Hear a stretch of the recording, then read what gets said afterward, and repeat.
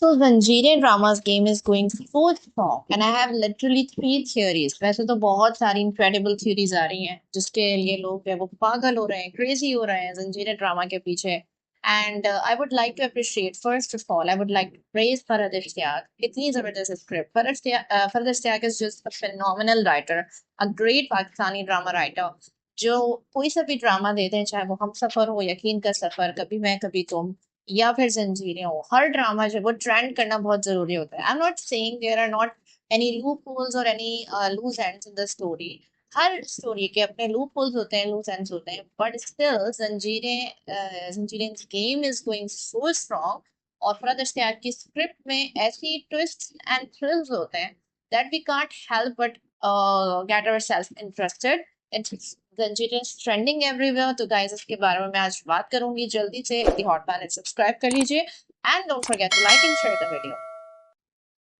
तो guys first of all अगर मैं लूज एंड्स की बात करूं तो जंजीरें में काफी सारी चीजें ऐसी हैं, अगर हम उसको डिस्कस करने बैठे then it will spoil the mood of the drama. Like अगर मुदस्सिर जो वो जो सबने कहा था कि पानी की टैंकी में रबिया के साथ वो भी छुप जाता, but in my opinion it was not a wise decision. Because अगर वो उसके साथ छुप जाता तो बहुत ज्यादा चांस था कि तोरसम और उसके बंदों को मौका मिल जाता कि वो ढूंढ लेते उन्हें. और अगर एक दफा वो रबिया को ढूंढ लेते ना तो फिर उन्होंने मुदस्सिर पे टाइम जाया नहीं करना था, फिर वो रबिया को लेके ही जाते.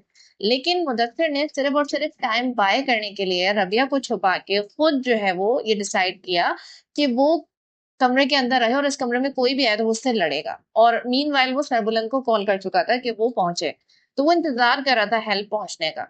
हाँ, बेवकूफी होती है अगर वो उस कमरे से निकल के हीरो बनने लग जाता है कि मैं जाके देखता हूँ कौन मेरी रबिया के पीछे आ रहा है, तो वो एक बहुत ही ज्यादा फुलिश मूव होता है. लेकिन उसको वहीं उसी कमरे में खड़ा रहा, ही वॉज प्रोटेक्टिंग हर. और जैसे ही जब वो दुश्मन आया तो उसने उसके ऊपर जब वो पीछे से वार किया ताकि उसे संभलने का मौका ना मिले.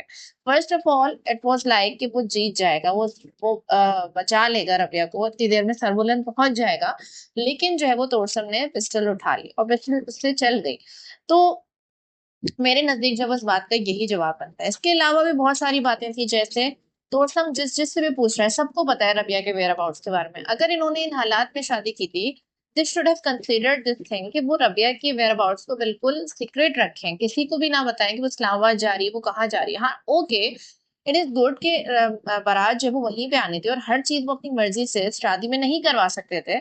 लेकिन फिर भी उन्हें जो है वो कुछ ना कुछ ऐसा करना चाहिए था. या रबिया ने मुदस्सिर से बात कर ही ली थी इस बारे में कि क्या रीजन है जल्दी शादी का, तो फिर वो उस बारे में डिस्कस करते कि मुदस्सिर भी अपनी बहन से इस बारे में बात करे कि हम एक्चुअली नहीं बताएंगे कि रबिया शादी होके कहाँ जा रही है. फिर मामा ने उसके ये भी बता दिया कि वो कश्मीर जा रहे हैं. तो हर चीज तो रोशम को पता चली गई थी. इतनी जल्दी वो इस्लामाबाद पहुंच गई. Islamabad is not a very long and lengthy city की जिसमें ढूंढते ही रहे और वो ना मिले. हाँ, ये भी बहुत ज्यादा क्रेजी इत्तेफाक दिखा देते हैं कि वो मॉल से निकल रही थी तो उसने उसको देख लिया, मगर ऐसी अगर चीजें जो है वो हम नोटिस करना शुरू करें तो काफी सारी निकल आएंगी. इसी तरीके से तोरसम अभी बिल्कुल रबिया के घर के सामने बैठ गया. हाँ, उसे थोड़ा सा बेवकूफ दिखा रहे हैं, is not smart at his mind. लेकिन फिर भी जो है वो उसके मामा को तलाश वो कर सकता है कश्मीर जाके. बहुत कुछ है, बहुत कुछ करने को है. और फिर उसने सरबुलंद को भी जो है वो मुदस्सिर की मैयत में देखा है, तो उनको एक जहन में कि क्यों नहीं आ रहा तोरसम और उसके दोस्तों को. इट इज वेरी ऑब्वियस कि अगर सरबुलंद आए तो रबिया जो कि बिल्कुल गायब हो चुकी है वो इनके पास भी हो सकती है. ऐसा कैसे हो सकता है? या फिर वो ये सोचे कि मुदस्सिर की बहन बाहर मुल्क में रहती है, क्या पता वो उसे बाहर मुल्क लेके चली गई हो. तो काफी सारी पॉसिबिलिटीज हैं. तो वो उसके घर के सामने बैठना मुझे जो है वो एक वाइज डिसीजन नहीं लग रहा. मैं तोरसम जैसे इतने बड़े दुश्मन से ये एक्सपेक्ट नहीं करेंगे. बहरहाल अब आते हैं उन चीजों की तरफ कि इस ड्रामे को लेके जो है वो क्या क्या थियरीज दी जा रही हैं. इसके जो ड्रामे के कलर्स, जो टाइटल पोस्टर है और उसके डिजाइन और कलर्स हैं, उसके ऊपर भी लोग बहुत ज्यादा प्रिडिक्शंस कर रहे हैं. I think the wise incredible theory about this poster until now is that कि जो दो कलर्स में सरबुलंद और जो शेरदिल की वाइफ है मोहम्मद शेख, जो उनका कैरेक्टर था, वो दोनों जो है वो सेम लग रही है. उनके सेम कलर्स हैं, तो वो जब वो इंडिकेट करता है शायद पेन को. ऑल दो शी इज डेड, मगर सरबुलंद तो अभी जिंदा है, लेकिन जो है वो suffering in this all this fight, suffering in between, हो सकता है वो उसको इंडिकेट कर रहा हो. मुदस्सिर और बानो जब वो बिल्कुल ब्लैक थे तो वो डेड है. और जब वो रबिया बीच में है तो वो सरदारनी बनेगी इन दी एंड. एंड शेरदिल लेकिन कलर्ड, हालांकि शेरदिल मर चुका है मगर वो कलर्ड उसका क्या शो करता है, शेरदिल और जाफरान मामा जो उसमें पोस्टर में शामिल है टाइटल के, तो वो कलर्ड फेसेस हैं। अब जाफरान तो अभी जिंदा है लेकिन शेरदिल के कलर्ड होने का क्या मकसद है, क्या वो भी जिंदा है?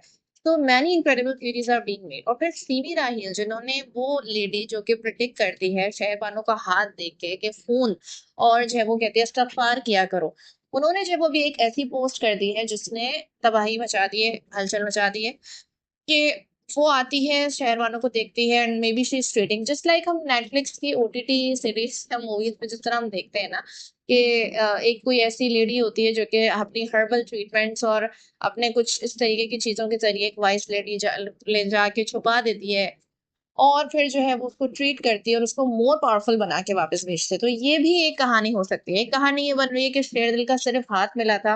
अब उन्होंने सरबुलंद का जो ग्रीफ है वो इतनी देर में दिखाया कि वो शेरदिल लाला के पास बैठा था, रोया था और हाथ के पास बैठ के। तो पता नहीं अब इसका क्या मकसद है, इसके कई मकसद हो सकते हैं। ये भी हो सकता है कि जो है वो शेरदिल जिंदा हो, मे बी उसका हाथ जो है वो मिला हो लेकिन वो जिंदा बच गया हो किसी भी तरीके से।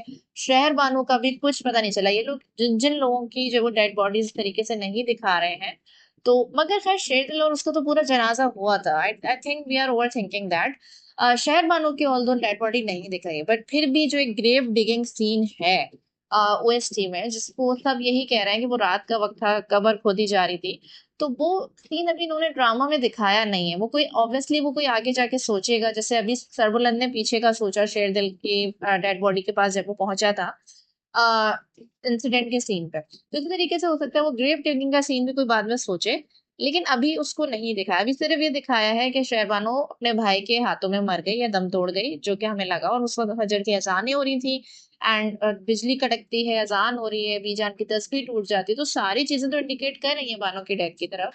सरबुलंद बेचैन होकर उठ जाता है।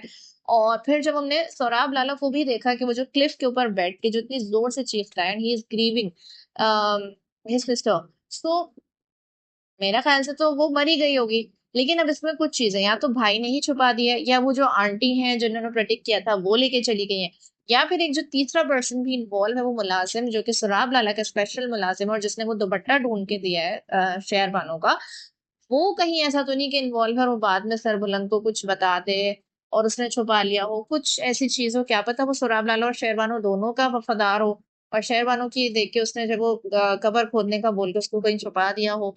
तो ये सारी चीजें मेरे जहन में आ रही है कि इसको लेके कुछ भी हो सकता है, या फिर हम ओवर थिंक कर रहे हैं जस्ट।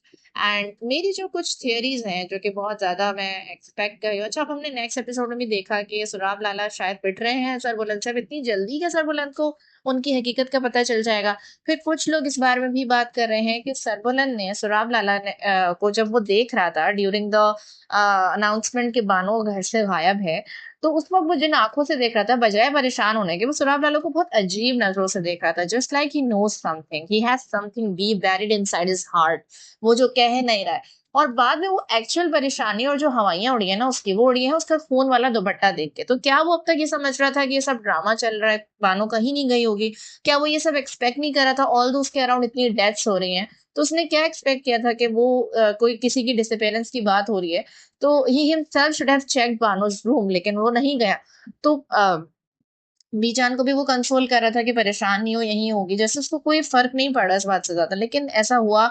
और जब उसका दुपट्टा मिला फोन वाला और फिर वो, तो अब मेरी जब ये बात समझ नहीं आ रही। नेक्स्ट एपिसोड में हम देख रहे हैं कि सुराब लाला रबिया के ऊपर भी इल्जाम लाएंगे, उनकी बीवी भी रबिया के ऊपर इल्जाम लाएगी, रबिया भागेगी, सरबलंद उसके पीछे भागेगी, लेकिन उसके बाद हमने देखा कि ही इज बीटिंग समवन और वो सुराब लाला की शक्ल लगी। ऐसा कैसे हो सकता है? वो सुराब लाला जो है वो उनको क्यों मारेगा? क्या उनकी हकीकत पता चल गई है?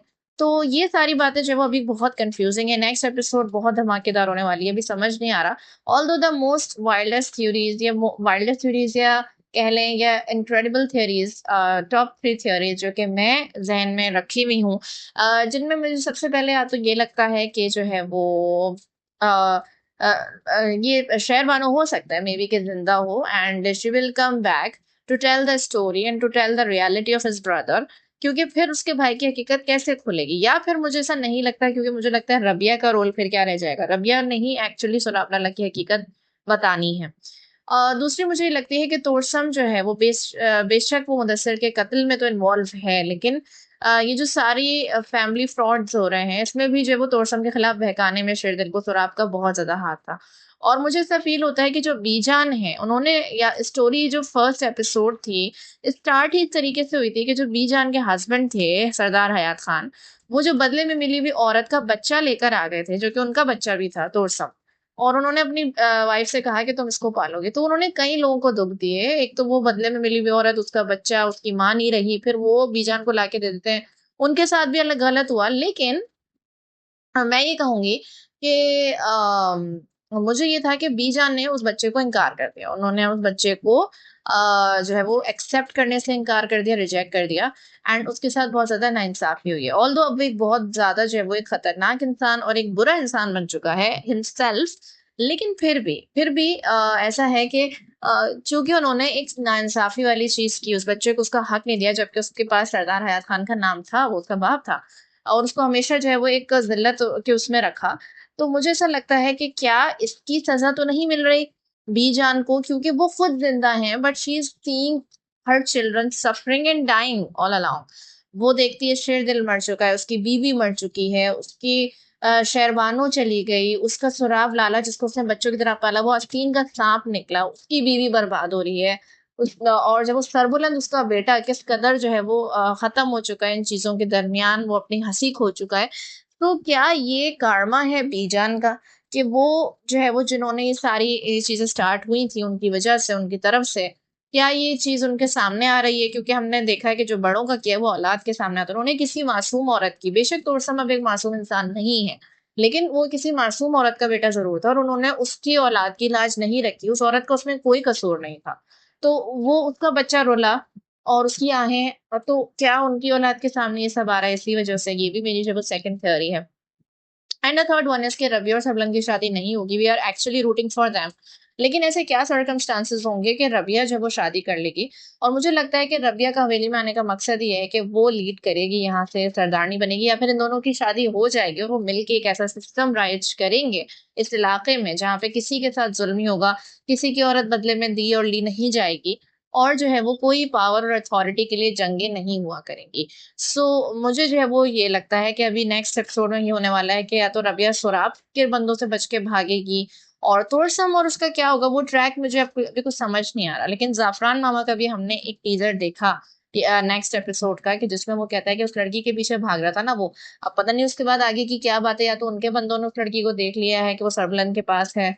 कुछ समझ नहीं आ रहा, बहुत कुछ हो सकता है, but I am really expecting something great from तोरसम्स character because he is totally adamant now in the story and Sohrab Lala के साथ क्या होता है कि बाकी शीरीन के साथ क्या होता है, ये सारी चीज़ें कैसे रिवील होंगे। सो गाइज़ मेरी तो टॉप 3 थ्योरीज़ यही हैं। आप लोग अपनी-अपनी थ्योरी ज़रूर शेयर कर सकते हैं कमेंट्स में और अब आप लोग क्या एक्सपेक्ट करें नेक्स्ट एपिसोड से, व्हाट्स गोना हैपन? अपने कमेंट्स में थॉट्स बताइए and stay tuned with the hot